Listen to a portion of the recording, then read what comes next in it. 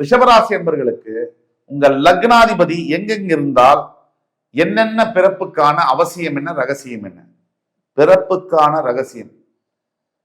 பிறப்புக்கான ரகசியத்தை தெரியலன்னு சொன்னா நம்ம சரியான பாதையில வாழ்க்கையை நடத்த முடியாது. யார் ஒருத்தருக்கு பிறப்புடைய ரகசியம் தெரியுதோ அவங்களால ரொம்ப சுலபமா வாழ்க்கையை வாழ்ந்து வெற்றியை பெற முடியும். இவ்வளவுதான் டிஃபரன்ஸ். நம்ம எல்லாரும் எதுக்கு வாழ்றோம்? ஜெயிக்கணும். அதுக்கு தான் ஓடுறோம். எல்லாரும் எதுக்கு வாழ்றோம்? நிம்மதி, சந்தோஷம், குடும்பம் நல்லா இருக்கணும், அடுத்த சந்ததியினர் நல்லா இருக்கணும். இதுக்காக தான் அல்டிமேட்டா பண்றோம். நமக்கு ஒரு திருப்தி இருக்கணும்.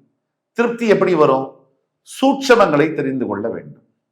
நமக்கு தெரிஞ்சது நம்ம கண்ணால் பார்ப்பது, காதால் கேட்பது, அதெல்லாம் வேற. நமக்கு தெரியாமல் நமக்குள்ளான சூட்சங்கள் என்ன, நமக்கு தெரியாமல் நமக்கு பின்னாடி இருக்கக்கூடிய சூட்சமங்கள், ரகசியங்கள் என்ன? இந்த வாழ்க்கையில நம்ம எதற்காக பிறந்தோம், அதுதான் ஃபர்ஸ்ட். நம்ம பிறந்ததற்கான காரணம் அதை தெரிஞ்சிருச்சுன்னா வாழ்க்கையை எப்படி வாழணும், எந்த டைரக்ஷன், திசையை நோக்கி நம்ம பயணப்படணுங்கிறது நமக்கு ஈஸியா தெரிஞ்சிடும். அதை சொல்வதற்கான ஒரு மிகப்பெரிய ஒரு முயற்சி தான் இந்த வீடியோ. ரிஷபராசி என்பர்களுக்கு உங்களுடைய லக்னாதிபதி ஜாதகத்தை எடுத்தீங்கன்னா லான்னு போட்டிருக்கும், அதுதான் லக்னம்.